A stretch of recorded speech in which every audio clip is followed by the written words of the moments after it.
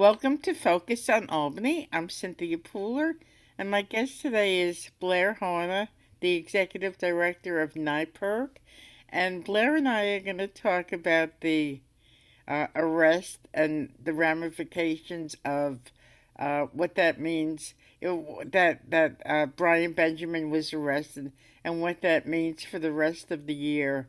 So, Blair, as the executive director of NYPIRG, the Good Government uh, uh, organization, were you surprised when you heard that Brian Benjamin was arrested? Well, I mean, yes, is the short answer, of course, because what do I know, right? But when you look back at the media coverage of his campaign for New York City Comptroller, there were allegations that there were at best were at irregularities in terms of the way he was raising money to run for the New York City Comptroller's office, which he failed. And so there were news reports that this was up.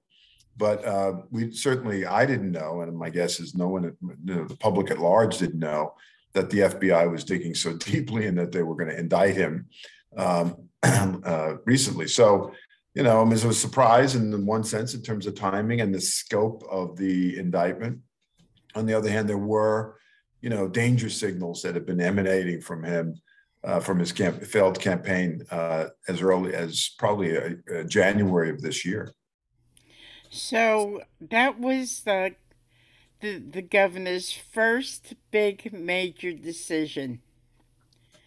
Would you say that because it turned out to be not so successful, will that hurt Kathy Hochul? Well, let's just sort of state, so we can say it for the record early on in our little conversation, that of course Benjamin's entitled to be heard, and we don't know what his side of the story is, and who knows, maybe he'll be exonerated. But in terms of the politics of it, it's obviously blew up in the face of the governor.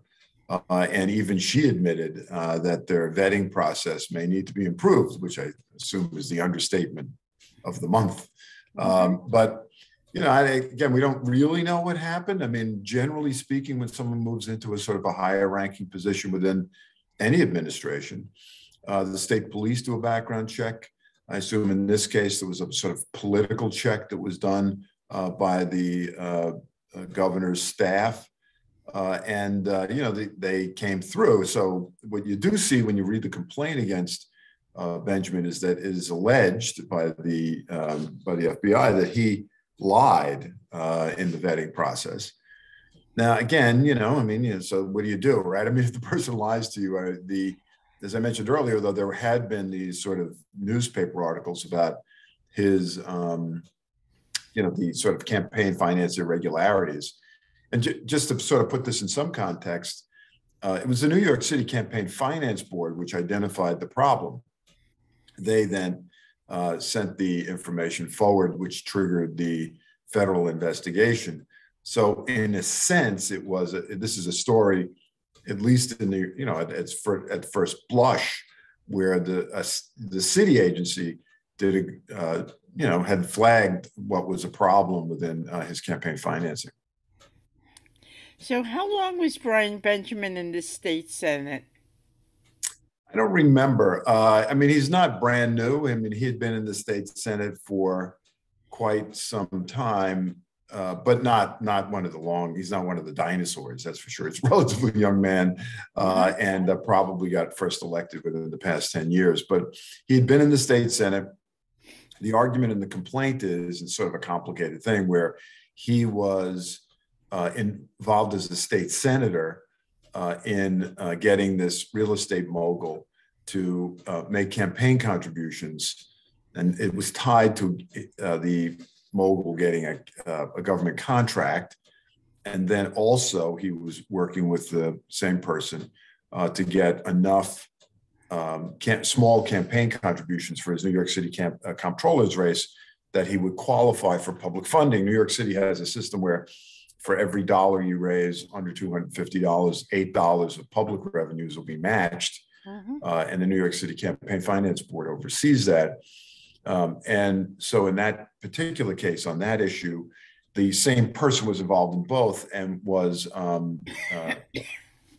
eligible for a government contract, which, by the way, he never received. He never got the government contract. Mm-hmm. So it was a sort of this complicated thing that starts when he's a state senator, morphs into when he's running for New York City comptroller, which he loses, Benjamin, and then ends up lieutenant governor under Hochul.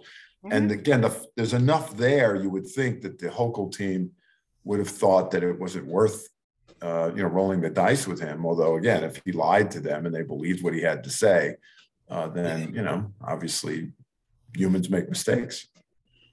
Right. Humans do make mistakes, but when you're a leader of a state, I think that your judgment should be a little more sharp.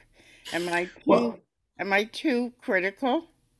no, I don't think you're too critical. I mean, also the governor became governor because of a scandal that engulfed her predecessor. And Right. so, she should have been looking for someone who, was as pure as you can be. And again, as I mentioned, there had been these news articles about Benjamin's campaign finance issues that dated back at least to January of 2021. And so that well precedes when the governor was doing her process, Mm-hmm. because Governor Cuomo didn't resign until the second half of August. So there's Mm-hmm. plenty of time for somebody to have checked this out. Just simple Google search would have identified it. And probably they did, but they were reassured by whatever they were told to sort of go forward. So when Spitzer stepped down and Patterson became the governor, Patterson was unprepared to assume that he did, but it was on such short notice. I think Kathy Hochul had a little more time to prepare, and I think her preparation for the role should have been more thorough. What do you think? Well, I mean, there is an apples and oranges comparison between when Patterson became governor and when Hochul became governor. I mean, Governor Spitzer was a complete shock that he got caught up in a prostitution scandal, Right. and he had only been governor not even 2 years. So Patterson came in with no heads up that this could be even a problem, right? It was like from another planet, this problem that came up. And he also became governor when the state was heading into, and the country and the world was heading into a serious financial problem. And so all of those things made it very complicated for him.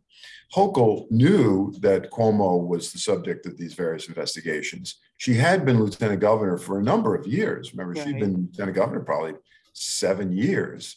So she had sort of figured out, what the job was and what she's supposed to be doing. She was not part of the inner team, but she ran around the state and was able to sort of, figure out what was going on in the rest of the state. She sort of knew that something was going on with Cuomo, so she sort of had a heads up to prepare herself. Mhm.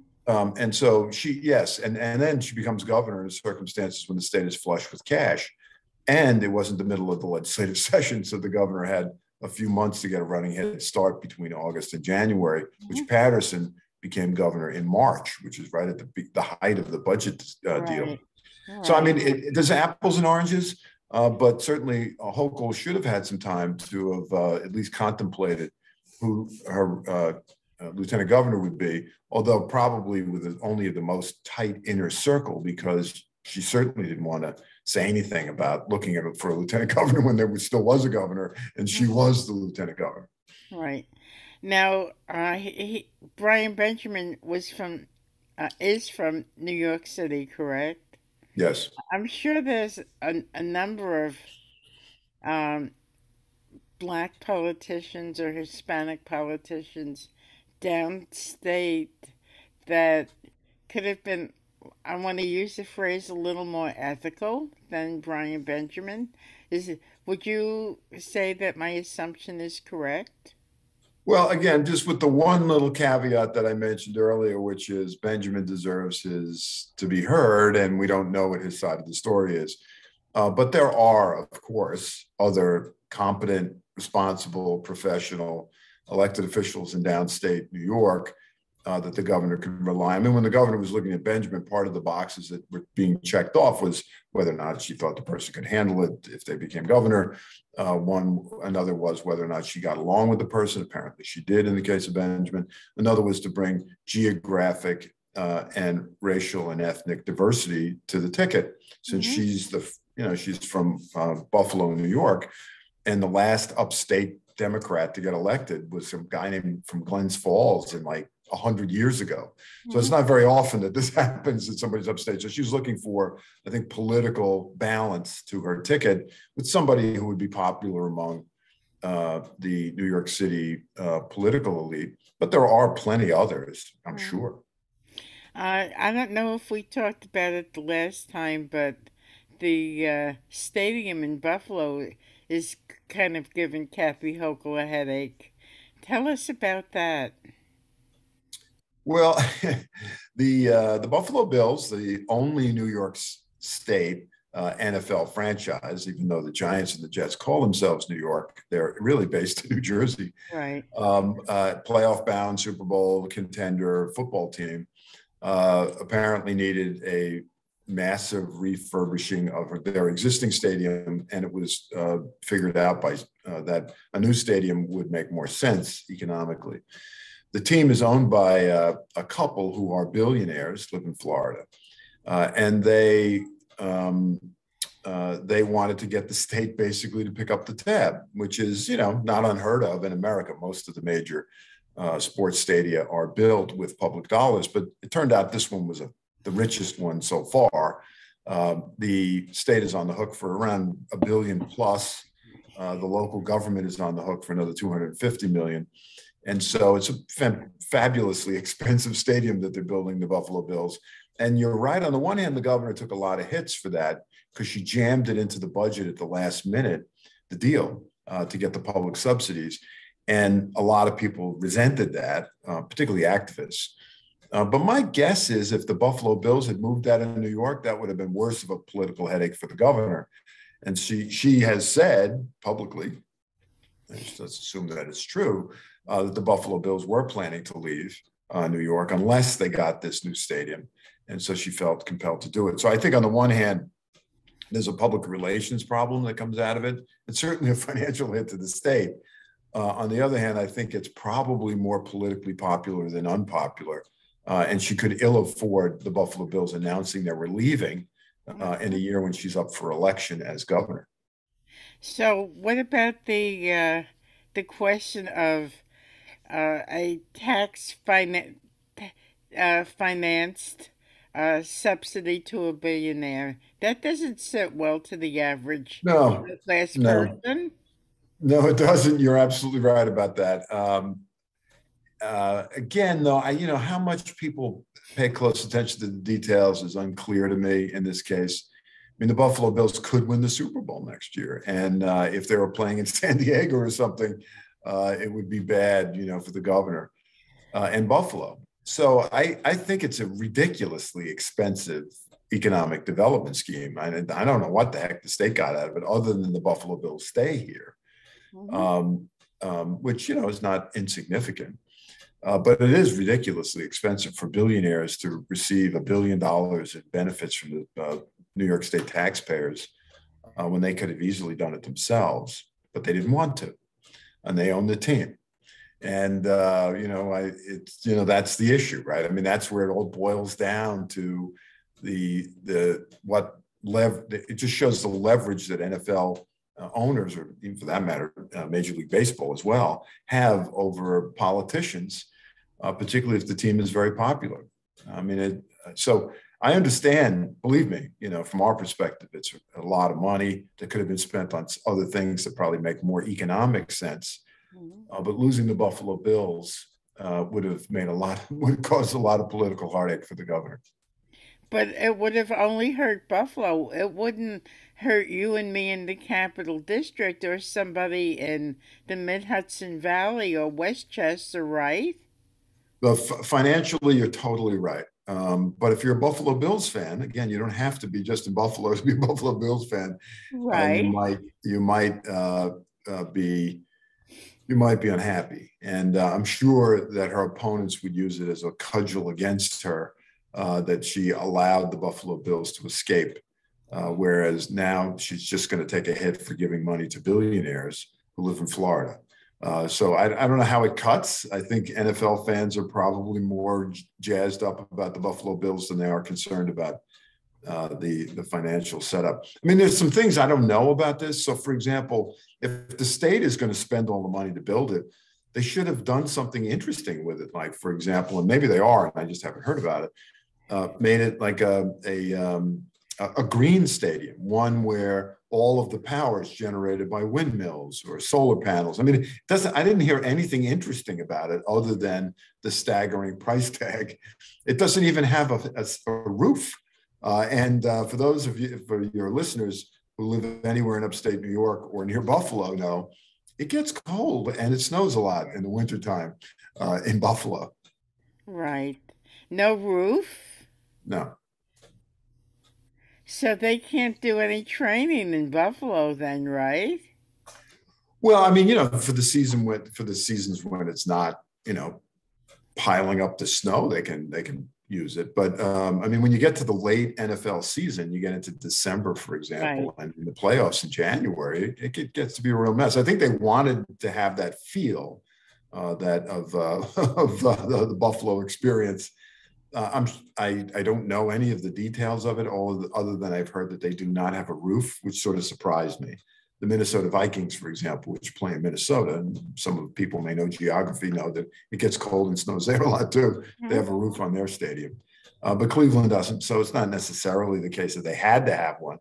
But it is interesting that the most expensive sports stadium subsidy in America wasn't enough, apparently, to have a roof. So then, if the Buffalo Bills win the playoffs and go into the Super Bowl, and it's held in Buffalo, and there's a major snowstorm, that's going to spell disaster, isn't it?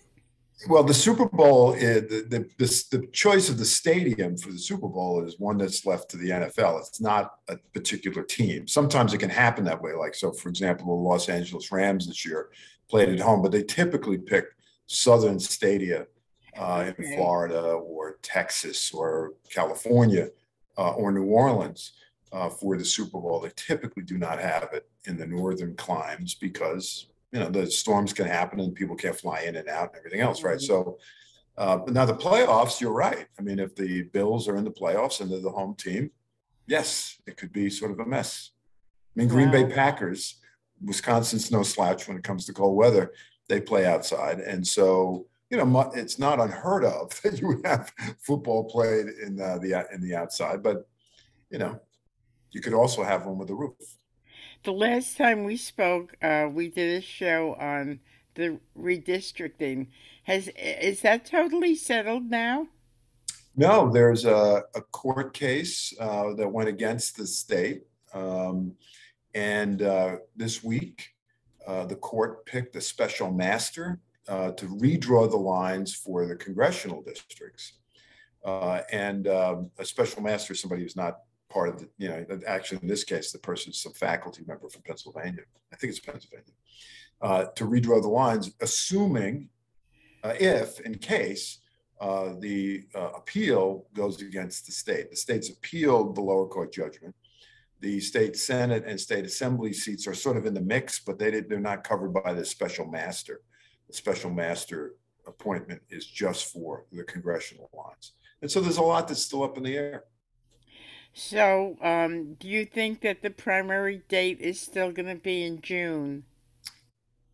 Well, yes, as he says, with tremendous hesitation. I mean, if the court rules that the lines are different I mean, again, you don't have to live in the district to run for Congress during a redistricting Right. year. So there is some flexibility there, but it's certainly possible that if the upper courts weigh in and they side with the plaintiffs, that you could end up having to move the primary. I mean, that has certainly been reported that they may have to move to August. But we'll see. I mean, the courts will do whatever they're going to do, and the state will have to react to it. So, if it's in August, then it's almost like it was before, where the That's right. primary was in September. Yeah, I mean the reason that the primary originally got moved for federal office was there was a court case that said that for military voters living overseas needed to have 45 days prior uh, to in order to vote, and so the only options New York used to be in September. The only options were June and August. At least that's the way people looked at it, and so they picked June. Again, you could have picked August, but they picked June, and that's what it used to be before it was in September. So I think they just muscle memory dragged it back. So, what do New Yorkers have to look forward to between now and the end of session? Well, the lawmakers return on April 25th, this coming Monday, and they're going to plow through until the week after Memorial Day, June 2nd. And the big ticket items are the sort of the policy issues that were not addressed in the budget are the ones that will be near or at the top of the list for lawmakers when they return. I think that still the big thing is going to be, I think lawmakers want to get on the campaign trail. And so I think the big thing is going to be how many things can they get done that have broad public appeal that doesn't necessarily alienate powerful constituencies. And so I think that they'll be trying to thread the needle in that area. I think some of the big issues will still be, particularly if the court rules against them on redistricting, there could be a big issue there. But also the impacts of energy prices, particularly electricity prices and gasoline prices. The state did a gas tax holiday that starts on June 1st, goes to the end of the calendar year. So there may be some other big issues that sort of fall into that category. I think there'll be some issues around healthcare. Anything where it impacts consumers' pocketbooks, I think will be important issues that lawmakers will want to tackle before they hit the campaign trail. What about corruption? How is the legislature gonna address Yeah, I think they're corruption? going to kick the can. They passed this fatally flawed, in our opinion, new state ethics agency. And so I think that they're going to say they're done and just try to ride it out, even though nobody supported what they came up with except them. Really Yeah. interesting. Wow. All the So, editorial pages said it was a bad idea. They still did it. All the groups said it was a bad idea. They still did it. They mhm. did it because, they're happier controlling the state ethics watchdog than having to worry about it. So over the years, you've been with NIPERC for a number of years, right? Yes, O- yes. Over the years, has corruption in Albany increased or decreased? Well, it's a funny thing. It's like, how do you know the corruption exists unless somebody finds it, right? So Right. New York's sort of grotesque campaign finance system, which to some extent is at the heart of the problem, that's been in place the whole time. And it's led to all sorts of problems in terms of paying to play or people misusing their campaign funds or doing what Benjamin did, allegedly, which is to try to tie governmental decisions to campaign contributions. Mm-hmm. And so that's really been at the heart of the problem, and that hasn't really been dealt with. There's supposed to be a new system of public financing that will come into effect after this coming election, which may help. But because of bad U.S. Supreme Court decisions, it's very hard for the state to do a lot in that area. So you couple that with terrible enforcement or significant lack of enforcement of even the pathetic rules that currently exist. And you sort of have a Wild West system of ethics where it really relies on individuals to behave, sort of an honor system. And that honor system doesn't always work. There's always, in every human experience, there'll always be angels, there'll always be crooks, and then there'll be everybody in the middle. And the rules really get the people in the middle to behave. And then you want to have good rules so you can get the crooks. And New York doesn't have any of those things. So we'll see how whether or not it's worse or better. It's in some ways it's the same. Now, would you say that they're mostly people in the middle that are in the state legislature? Well, the overwhelming number of public servants, be they elected or appointed, are honest, hardworking people who are professional, who are come to government because they want to do something good, Mm-hmm. and that's always been the case. Mm-hmm. But the rotten apple spoils the barrel, and there's been plenty of rotten apples over the years, some at the highest levels of government, Mm-hmm. because everybody at some point Albany becomes so transactional in every way that people just start viewing government as a giant vending machine for them to get goodies out of. Mhm. And that's when they step over the line. Mm. So, when you said goodies, I kind of lost my train of thought. I knew it's So, my fault. yeah. Um, so you're home this week, right? Well, no, the only reason I'm working from home right now is I wanted to make sure I had electricity in my place, and I wasn't sure if I had electricity in my office. So I figured I would wait here, do the radio interview with you, and then hop in the car and drive into the office. Okay. So So I've been we, working in the office all week. so give our listeners an information on how they could contact NIPERC. Okay, well, NYPIRG stands for New York Public Interest Research Group. We have a website, NYPIRG, NYPIRG.org, NYPIRG.org. And that's the best place really to reach out, find out more about what we do, because we not only work on government reform issues, we also work on healthcare, higher education, environment, consumer protection, energy issues. So we have a big head, we wear many hats.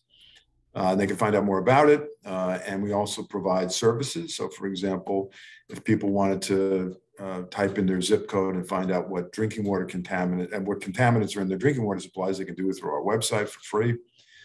So we have lots of educational materials as well as the issues that we work on, background materials on that. So our website is the best place to go, and there are ways to contact us there, And, nyperg.org.